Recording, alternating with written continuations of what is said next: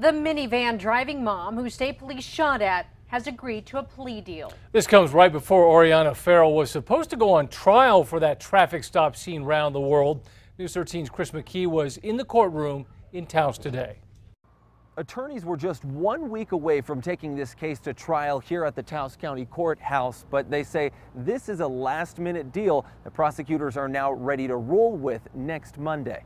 So at this point, I think we're just waiting for the signed agreement, and at that point, the state will call off all our witnesses and anticipate being ready for that presentation on Monday.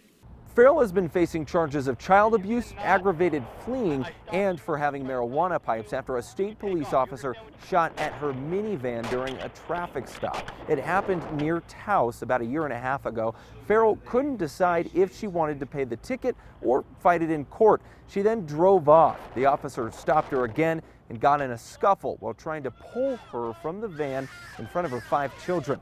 Farrell's 14-year-old son charged the officer to defend his mom. The officer then pulled out his taser and used his baton to bash out the windows of the van.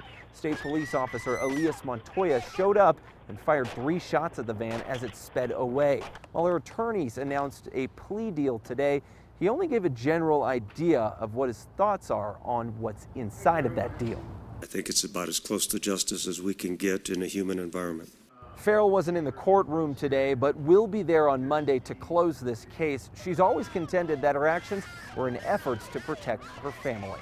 As for Farrell's son, the charges against him were dropped in this case. In Taos, Chris McKee, KRQE News 13. State police ended up firing Officer Elias Montoya for that shooting. He is now a Taos County deputy. The state is